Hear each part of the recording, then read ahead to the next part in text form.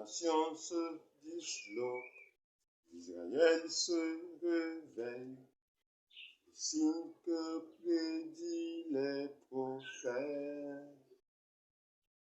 Les jours des gentils, encombrés d'horreur, bientôt sera l'éternité, le jour de la rédemption est là. Les cœurs des hommes défaillent de peur. Sois rempli de l'esprit, ta lampe n'est éclaire. Regarde, ta rédemption est là.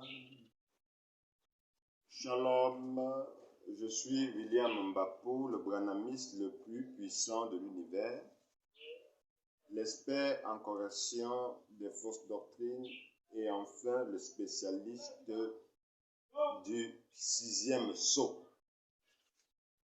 Bien avant de commencer notre thématique, je vous invite tous à cliquer sur la petite clochette pour recevoir les prochaines notifications.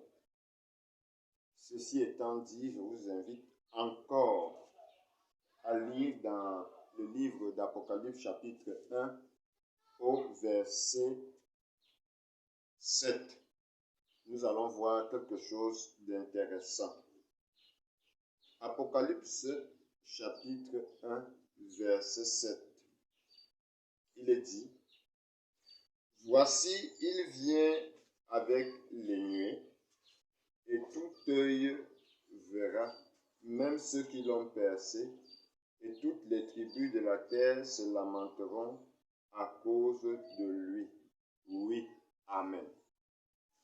Ici, il est parlé de la venue de Jésus. Et comme thématique, je voudrais parler de la seconde venue physique du Seigneur Jésus-Christ. Je tiens à souligner qu'il n'existe pas de seconde venue Branham. Bibliquement, il est parlé de la seconde venue du Seigneur Jésus-Christ. Et cette seconde venue, elle est physique. Elle n'est pas spirituelle. Ce soir, je m'apprête à parler de cette thématique dans mes deux forums sur WhatsApp, à savoir Parlons de Branham et le forum Les 7 tonnerres. J'ai trouvé judicieux de faire une vidéo à ce sujet. Je dirais, comme introduction, qu'il existe deux venues.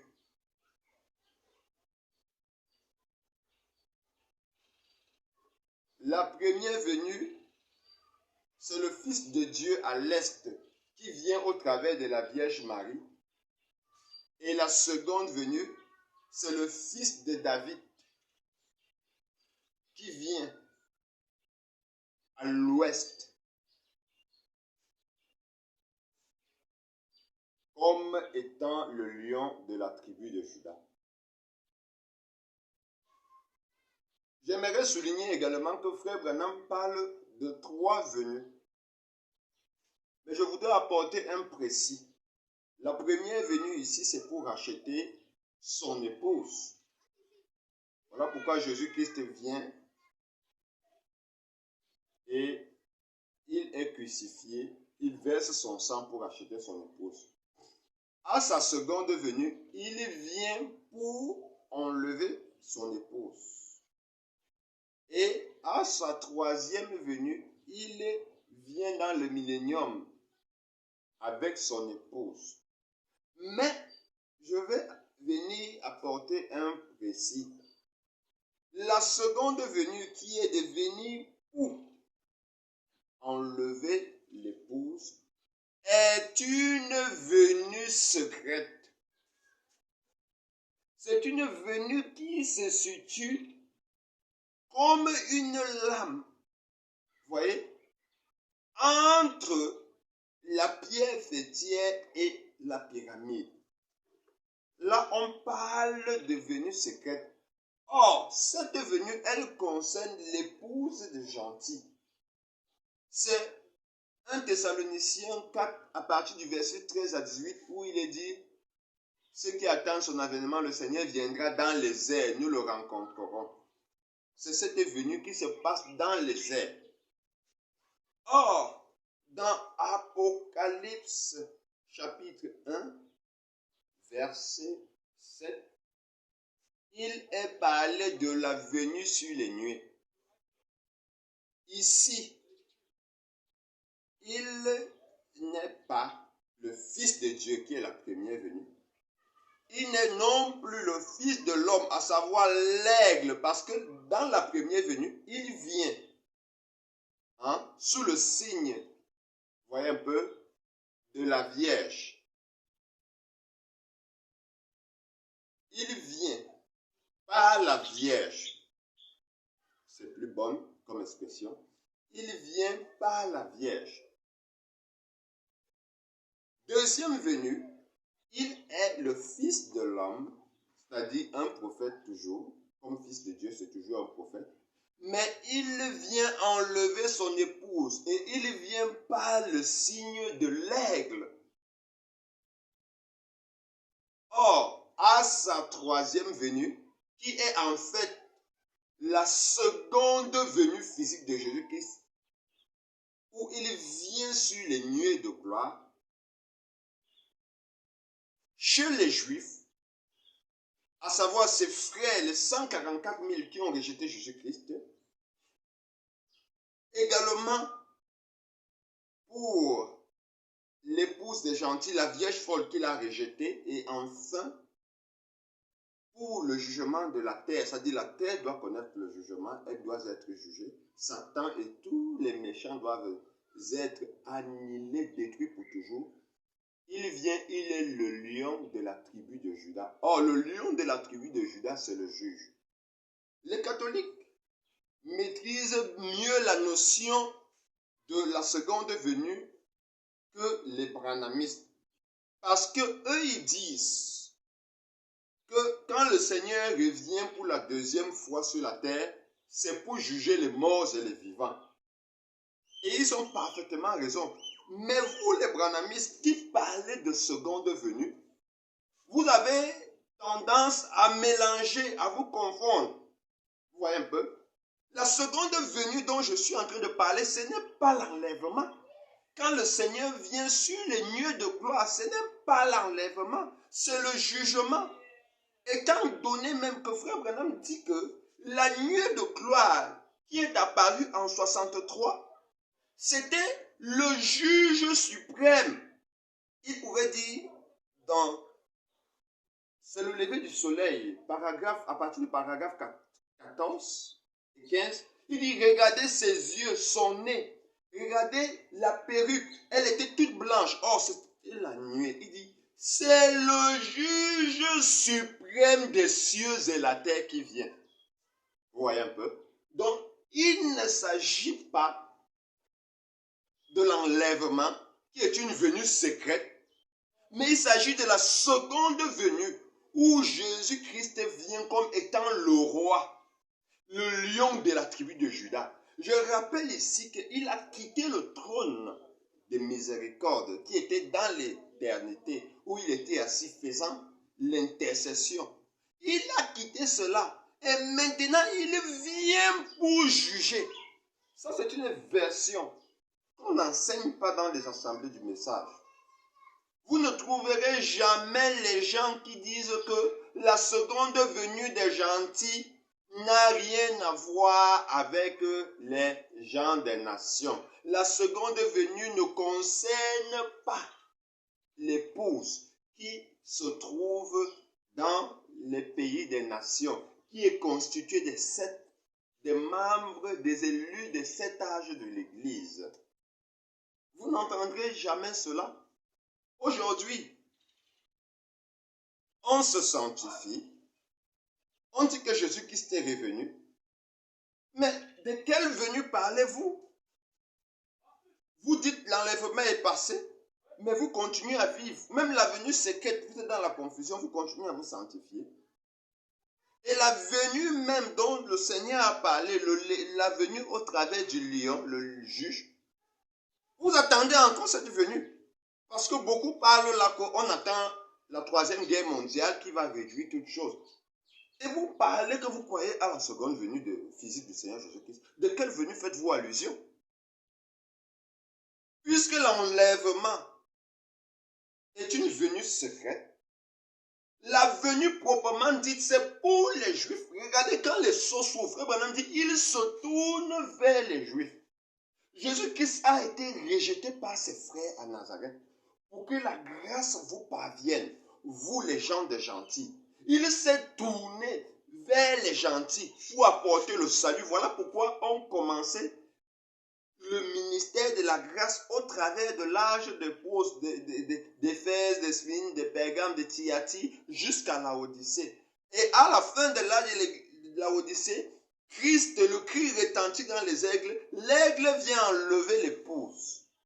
L'épouse est transformée.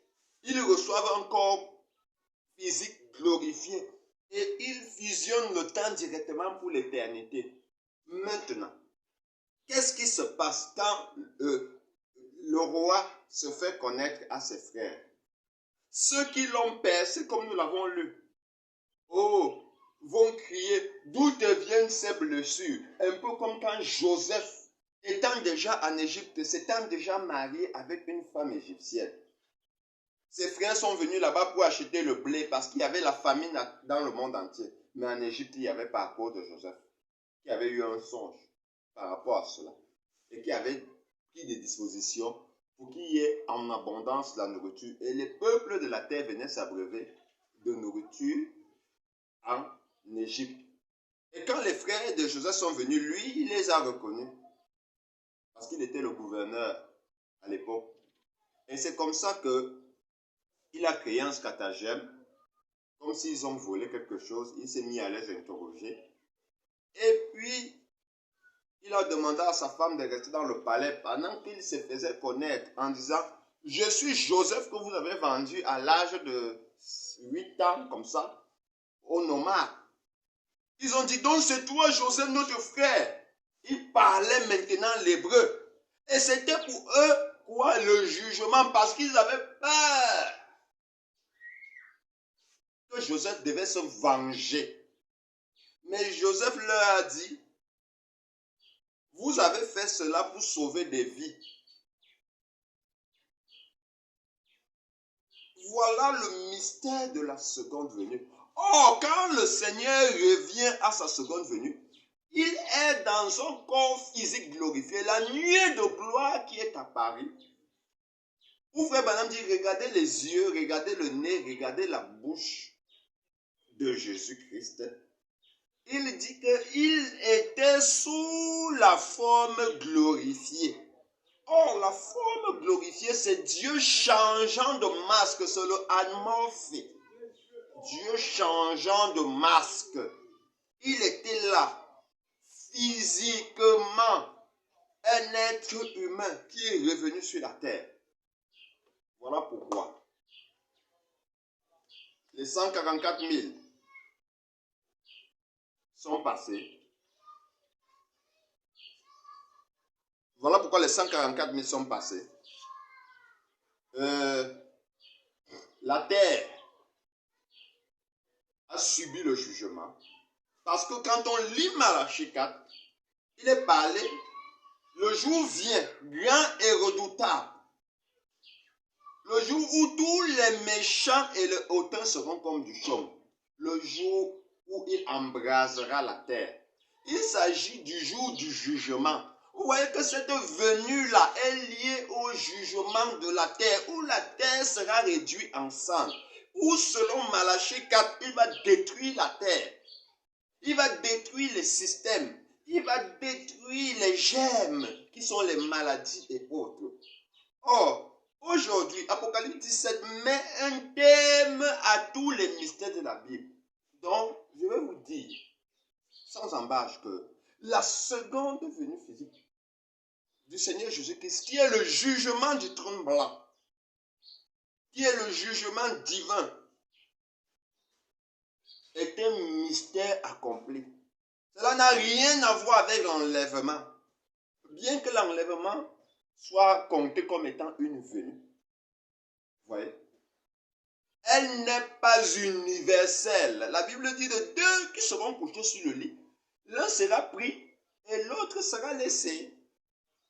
Mais quand il vient dans les lieux de gloire, c'est pas moi qui le dis, c'est toujours la Bible qui dit, tout œil le verra, même ceux qui l'ont crucifié, qui l'ont percé, le verront. Et ils vont dire que les montagnes tombent sur nous. Le grand jour de la colère de Dieu est venu.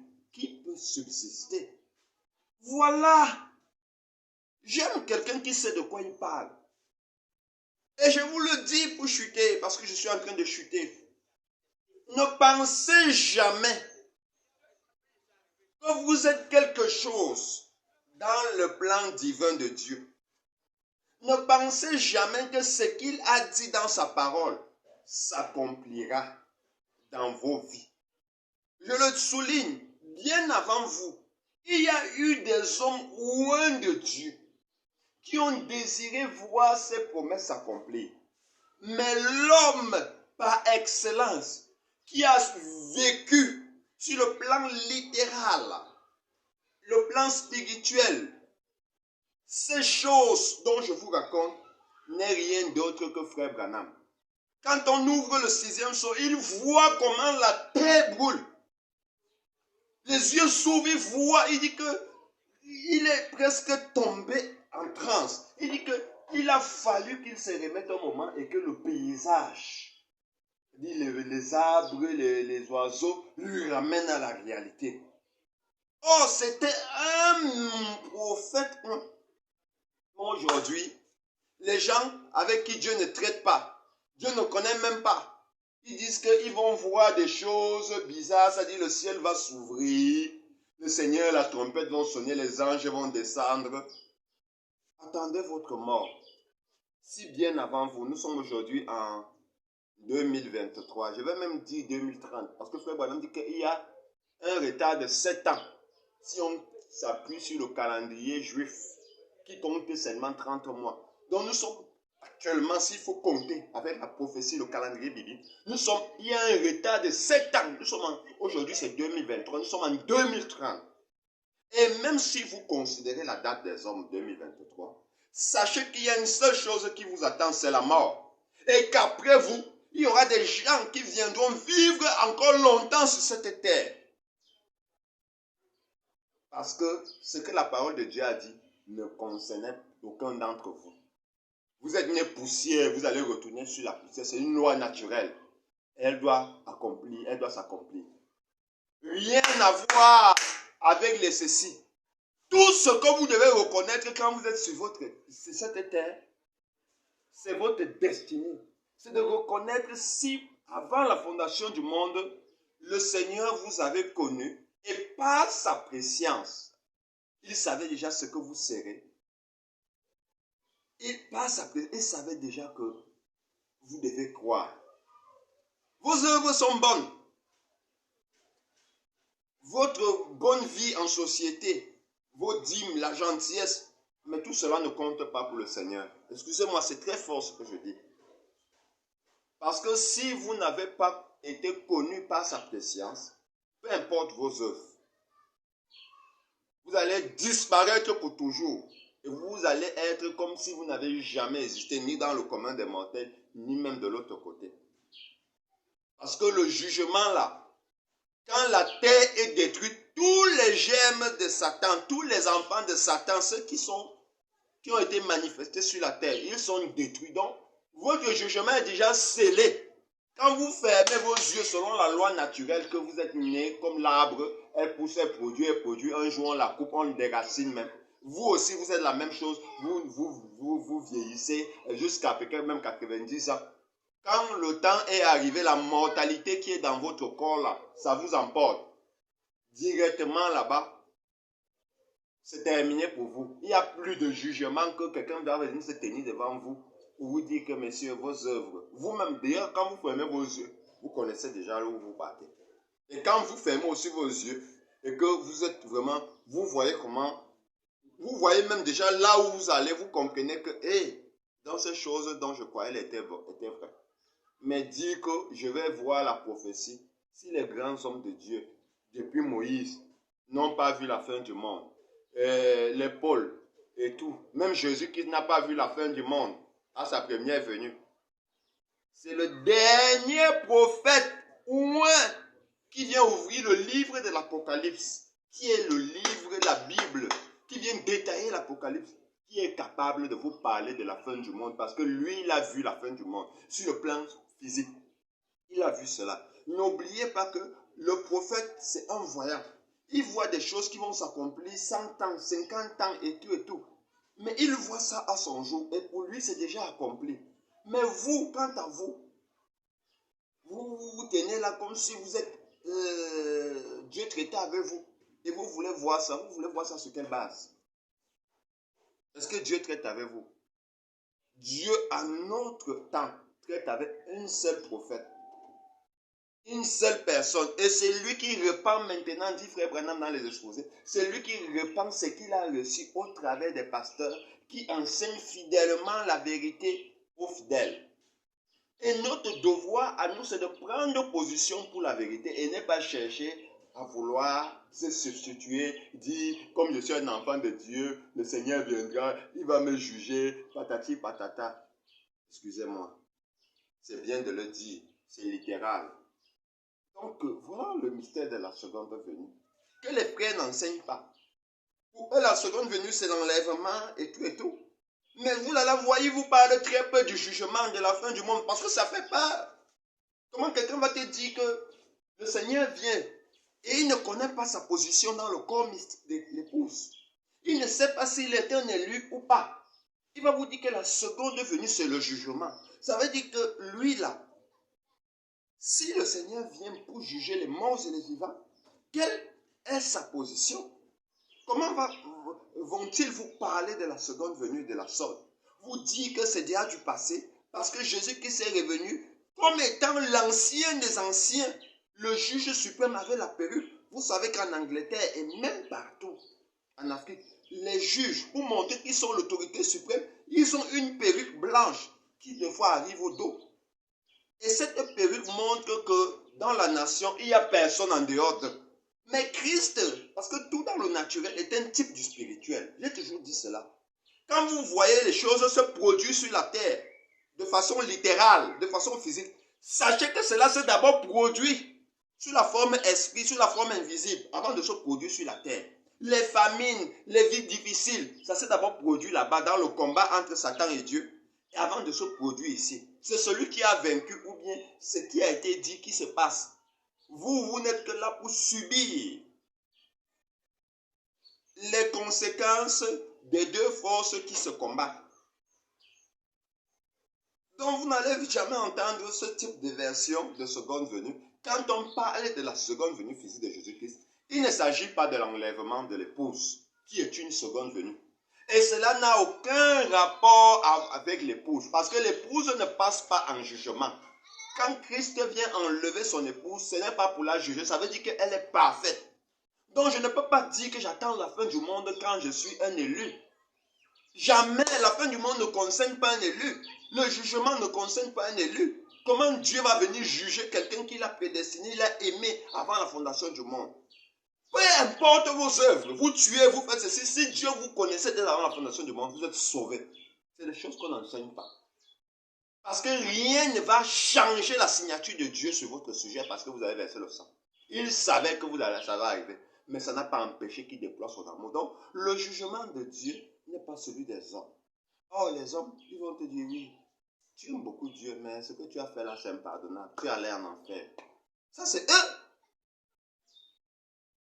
Voilà pourquoi moi, je crois que je peux tuer quelqu'un, je ne vais pas au ciel.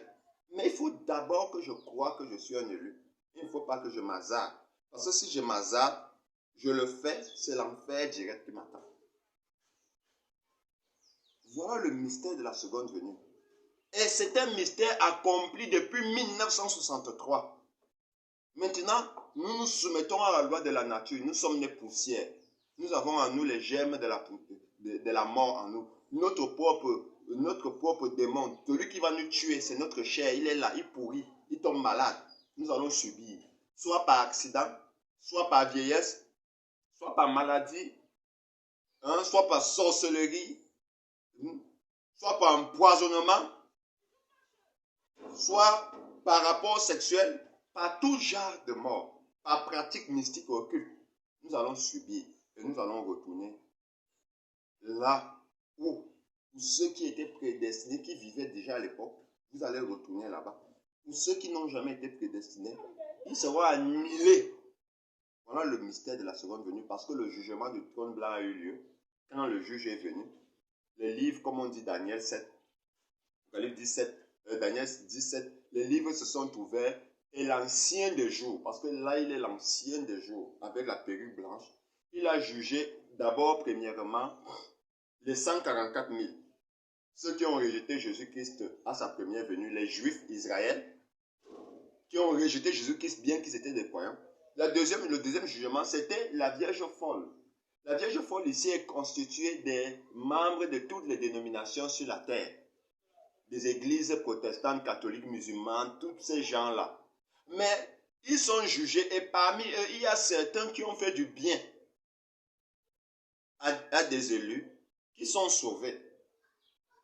Qui vont, comme on dit souvent, être rachetés à cause de leurs bonnes œuvres. Maintenant, il y a la terre. La terre doit subir le jugement parce que la terre a hébergé le péché. Vous voyez que même dans les entrailles de la terre se trouvent des tabernacles, des temples de démons. Même dans l'eau se trouvent des temples de démons. Même dans le ciel, partout dans les airs, se trouvent des temples de démons. Donc, tout a été pollué par le péché. Elle héberge le péché. Donc, la terre, par la purification chimique et spirituelle, elle sera purifiée. Le feu va aller jusqu'à détruire les temples qui sont sous la terre à des millions de kilomètres ou à des centaines de kilomètres. Et ainsi de suite dans les airs et partout. Et elle sera renouvelée. L'eau qui occupe une grande partie de la terre, je veux dire, qui occupe les 3/4 de la terre, l'eau disparaîtra et la terre sera renouvelée. Ces maisons seront transformées, c'est-à-dire il n'y aura plus ce type de maison faite de main d'homme là. Il y aura des maisons, mais dans la nouvelle civilisation. Et là, maintenant, nous vivrons heureux. Nous allons manger, nous allons fréquenter. Frère Branham dit, il y aura une civilisation supérieure à celle-ci. Nous allons voyager à la vitesse de la pensée. Là-bas, personne ne sera le Dieu de l'autre. Parce que les gens pensent qu'à l'éternité, là-bas, je vais toujours me tenir devant quelqu'un qui sera mon Dieu. Je dis, grand maître, je t'adore. Ça n'existe pas là-bas. Déjà que personne ne va prêcher l'évangile à l'autre là-bas. Tu ne peux pas enseigner à un citoyen qui est dans l'éternité l'évangile. Tu vas l'enseigner quoi? Que tu es supérieur à lui par rapport à quoi? Et l'adoration là-bas, c'est la vie. C'est la vie, c'est le quotidien. Comme quand on te lève le matin, on se lave, on brosse ses dents, on prend son café, on va à son travail, on revient, on est avec sa petite famille, on va rendre visite aux amis, on chante et tout et tout. Voilà ce qu'on appelle l'adoration dans la nouvelle terre et le nouveau ciel. Rien à voir avec vos conneries que vous développez sur la terre. Vous dites que vous adorez. Vous allez empoisonner les gens. Vous faites le mal. Vous priez contre vos adversaires. Moi, j'en ai été victime. Et vous dites que vous aimez Dieu.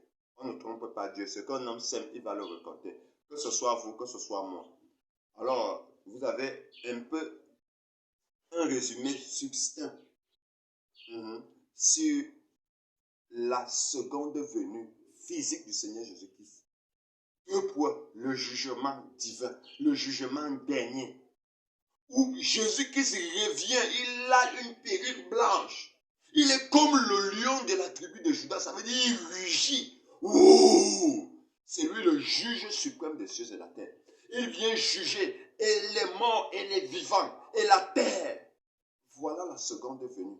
Oh, il vient uniquement pour une catégorie spéciale de personnes et non pour ses enfants qui sont les élus. Il ne juge pas ses enfants.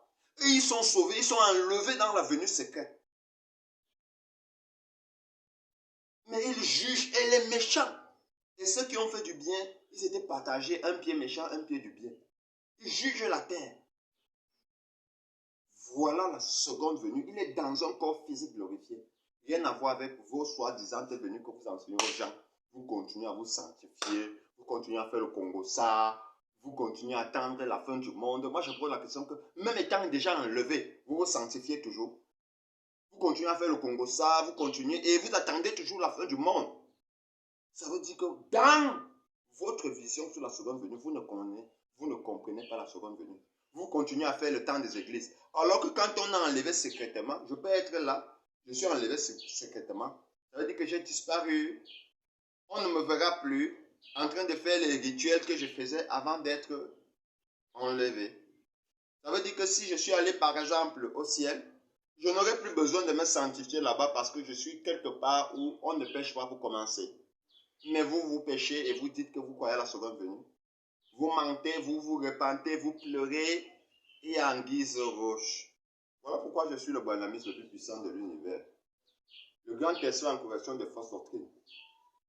Je vous épargne de citations, mais d'ici 10 ans ou 5 ans, je ferai encore les choses de façon plus raffinée. C'est-à-dire quand je dis quelque chose, je lis. Pour qu'on ne puisse pas dire ce sont ses pensées, mais vous allez discuter avec Frère Branham et non avec William Bafou. Donc, génération 2035 à 2070, c'est pour vous, ces vidéos. Soyez versés dans la lecture de la Bible et des brochures. Suivez les bandes et vous me donnerez raison. Je vous apporte ces vidéos pour que vous n'entrez pas, vous ne suivez pas la voie des vieux batailleurs, ceux-là qui vous ont précédé dans la foi et qui se sont organisés et qui sont morts dans le péché. C'est pour que vous preniez possession, que vous sachiez que je vive ou que je ne vive pas, j'étais un homme intègre. Je n'ai jamais fait de compromis pour avoir l'argent à la sueur du front des autres. Je n'ai jamais dit que comme je crois que telle chose est déjà accomplie, je vais aller faire le contraire. Parce qu'il y a des pasteurs aujourd'hui, ils savent que telle chose est accomplie, ils ont toutes les preuves. Mais parce qu'ils ont fait de l'œuvre de Dieu un gagne-pain, ils préfèrent compromettre la vérité pour avoir le gagne-pain. Payez vos dîmes, payez vos offrandes, sanctifiez-vous. Lui, il ne se sanctifie pas. Il prend votre argent, c'est avec les femmes de nuit, les bordels et tout. Il gaspille votre argent. Je vais refuser toutes ces choses. J'ai pris possession et je suis pauvre parce que je ne veux pas faire de compromis. Je ne veux pas être un Judas.